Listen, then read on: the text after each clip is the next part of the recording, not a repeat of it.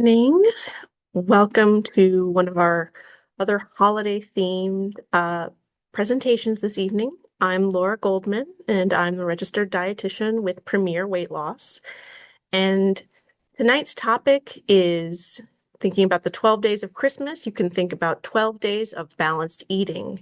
So we're looking at divvying up some small habits. Most of them will probably seem a little bit familiar, and building upon that to help make a big difference.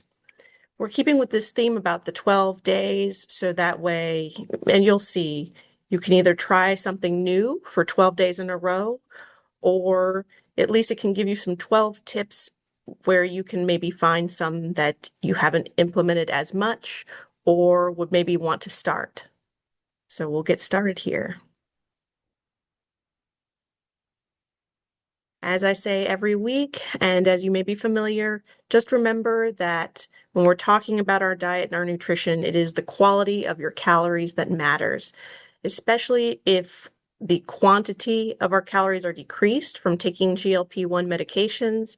You really want to emphasize getting in plenty of nutrient-dense, high bioavailable, high protein foods to help, among other nutrients, to help maintain your health and get you meeting your health and weight goals. Broadly speaking, what we're covering today are those tips to help you conquer this holiday season, but also year-round. Also, most of these tips are geared toward helping you find balance and with your meals and not perfection. We don't have to have everything weighed out to the gram. We just want to ensure that we're doing the best we possibly can. Like I said, I've put down 12 habits that we can build from, starting out from some basics and building on. And when I could, since the 12 Days of Christmas theme is about a gift each day, many of these I've listed a type of gift you could give yourself to use for that specific habit. As I'd like to start or as I've recently started, I want to encourage a few challenges for the week in case 12 days all at once might be a little bit overwhelming. And as always, I leave time at the end for any questions you may have.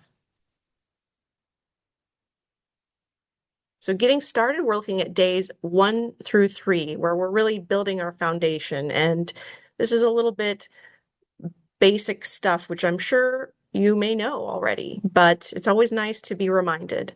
So day 1, it's all about the protein. So as you know, protein equals muscle maintenance and prevention of excess muscle loss while we're losing weight.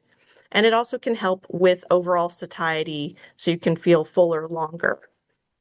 And my encouragement for this is find your favorite proteins, have some ideas in mind of the proteins that you've enjoyed the most, and seek out some new recipes with them or try something new. Also, there are new protein items and products out there. More and more are getting made every day. I actually happened to see a YouTube video all about people trying different protein products. Most of them I had never heard of before.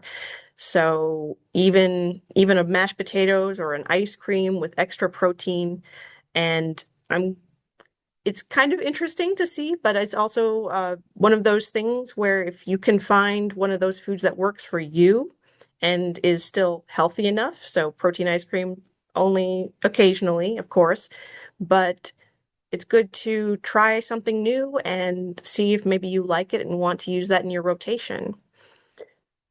Really quickly, I'll mention that at one of the places I work, someone had purchased some Bear protein soda, and it's actually, I believe, about 10 grams of protein for a carbonated beverage that isn't like that milky milkshake flavor that many people might be used to.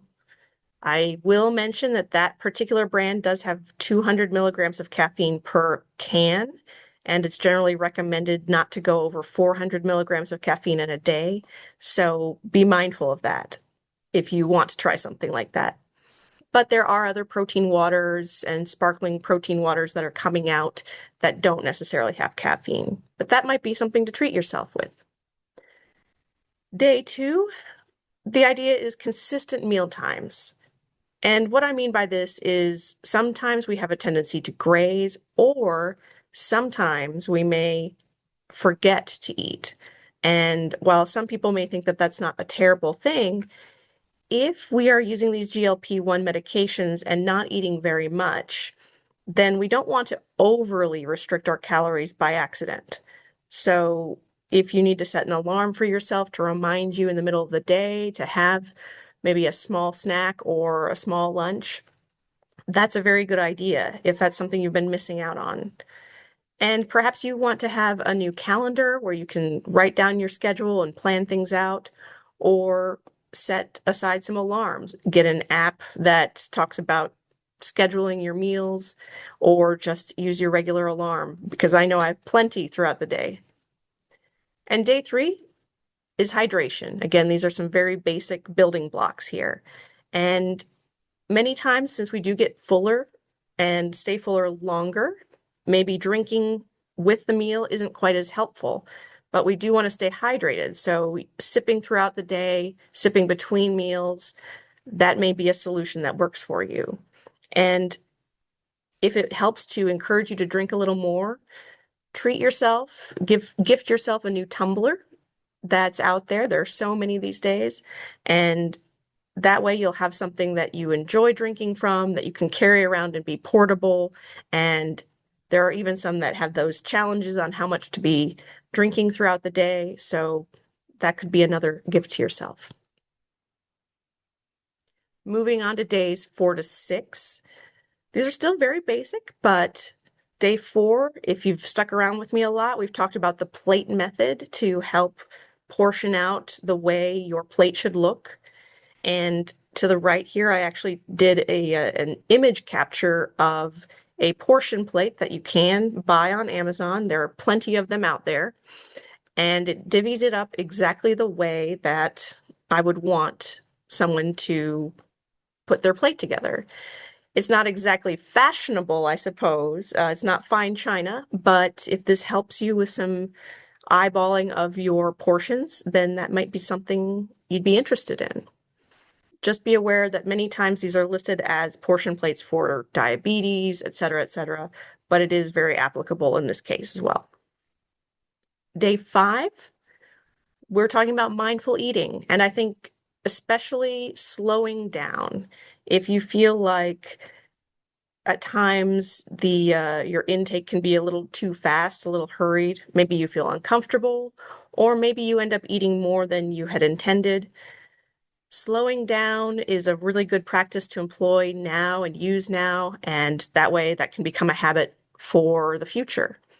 And you can put your fork down between, and I should have adjusted that, between bites is what I meant, not between meals. Put the fork down between bites, or set a timer and make sure that you're not done before the timer is over. Other people like to use their non-dominant hand because that is a little more difficult and will slow you down. And day 6, try and identify nutrient-dense foods. So you've heard me talk about the quality of your calories mattering, and I've heard recently from some people that even though they know about the quality of calories and they focus on that, it also makes them somewhat fearful of other foods because maybe they think there's too much fat in something, or they don't know whether it's a healthy food or not. And so maybe reframing it in your mind and asking yourself when you have a meal in front of you or a menu item, how does this food help me? Where's the protein? Is there fiber in this? Do we have vegetables? And so finding the healthy aspects of a food, or potentially not, then maybe that can help you identify more nutrient-dense foods. For example, if you had a pasta dish in front of you, this is going to be a little different, but you look at it and you think, how does this help me? Well, we know that the carbs in the pasta, while carbs are still valid and valuable, we don't want to overdo it. So is there something else like in the sauce or any meat there? Because you know you can get the protein from the sauce and also some nutrients if you had some extra vegetables in there. So then your focus would be on the sauce and the protein, and then a little bit of the pasta, because I don't want you to eliminate it altogether. Moving forward, days 7 through 9.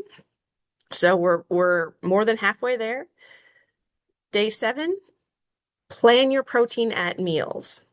So when we were talking about finding some of your favorite protein from day 1, ask yourself, how do I use this? Am I a big fan of chicken?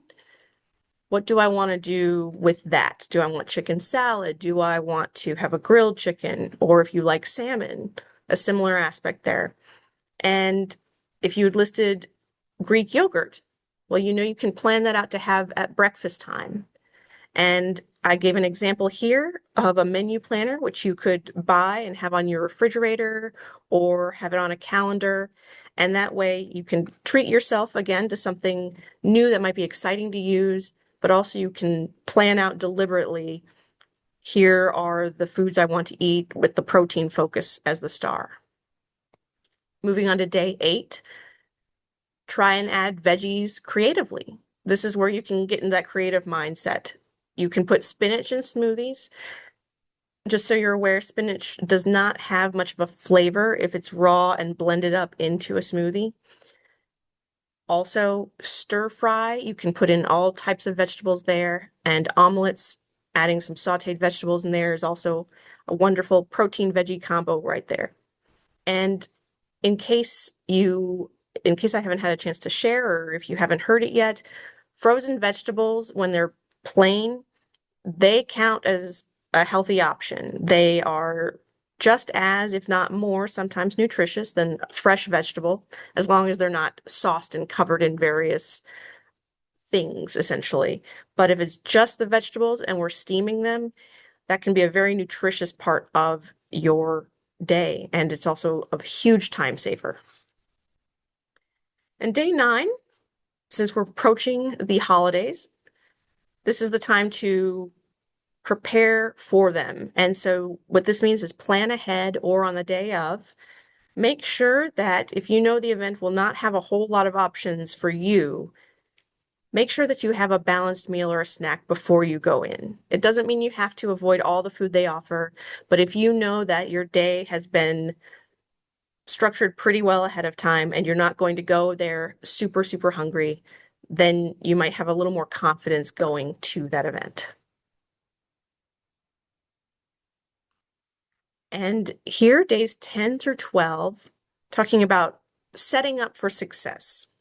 And so with day 10, if you've done all these others, try tracking your intake.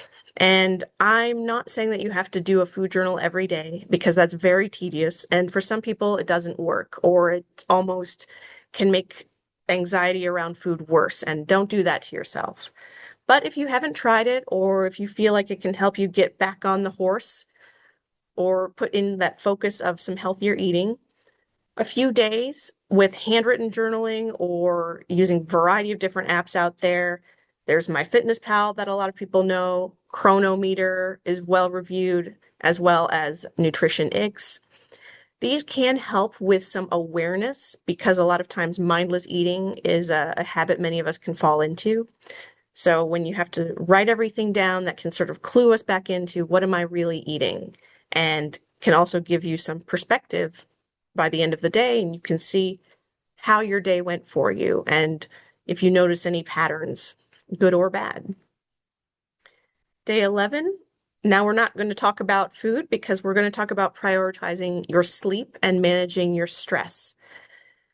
Sleep quality and the stressors in our life really can have an impact on us as a whole, and it can make us feel more hunger. It can also influence our dietary choices. It tends to be that people who don't have enough sleep tend to pick unhealthier foods and are drawn more toward some higher processed foods. And to help get some priorities there with sleep or stress management, definitely treat yourself. You could maybe get a white noise machine to help yourself sleep better. Or I know there are some people who like those activity and sleep monitors, such as the Oura Ring, and I think certain watches. And that way you can see how you're doing. Or maybe treat yourself to a mini spa day. And if you like whatever it may be, massages, manicures, anything where you can sort of relax and let go for a little bit, that can help manage those stress levels and hopefully get you feeling a little more zen. And day 12, remember, progress is better, it's more important than perfection. We're all human. We're not going to have a perfect day every day. And sometimes you might have what you would call a bad day. But as long as you know that as long as you know that you've been getting more good days than bad days, and that's been improving over time, then you are making progress. And remind yourself of what went well each day. And don't dwell on the one thing that maybe wasn't quite perfect. Ask yourself, well, what did I do right? Did I have a good breakfast? Did I sleep well?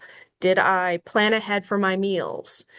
These are all areas of success, and allowing yourself to remember that and giving yourself some grace can also help you recognize how far you've come. Now we've talked about all 12 days, and to jump into it, I'm not saying that everyone needs to start immediately tomorrow and then go for 12 days. You can choose 2 or 3 of these. In fact, you might already be doing some of them, and so there's no need to reinvent the wheel there.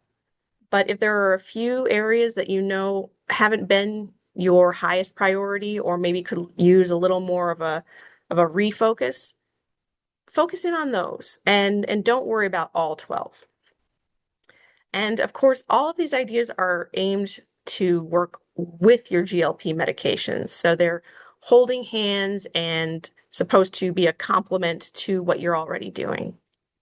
And I know I've said it, before, but be patient with yourself because change takes time.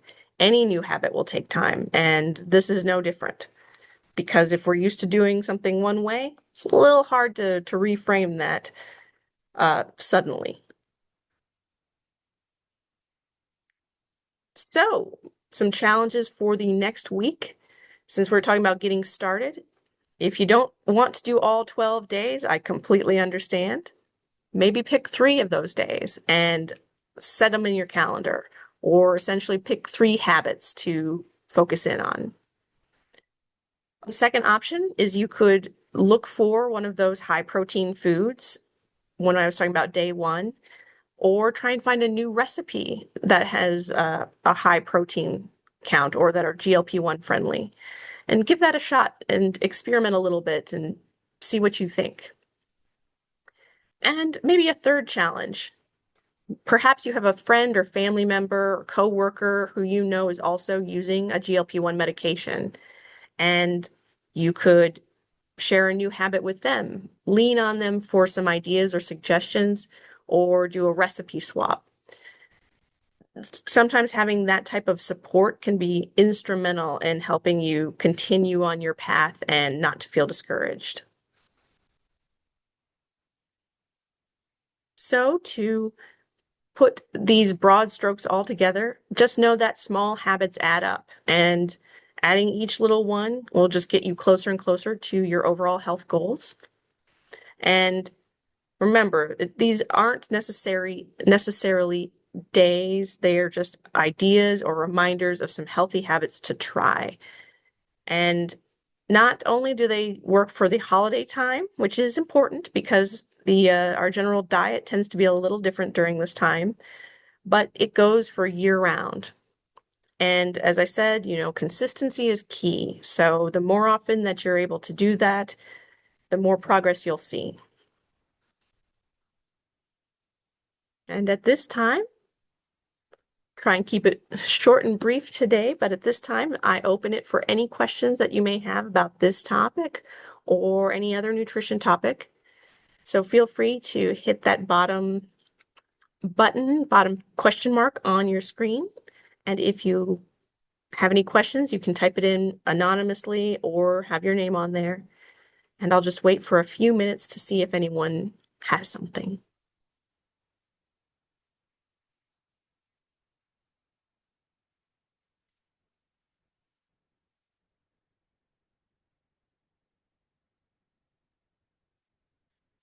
All right. Well, with that, I hope everyone has a lovely evening and stay warm.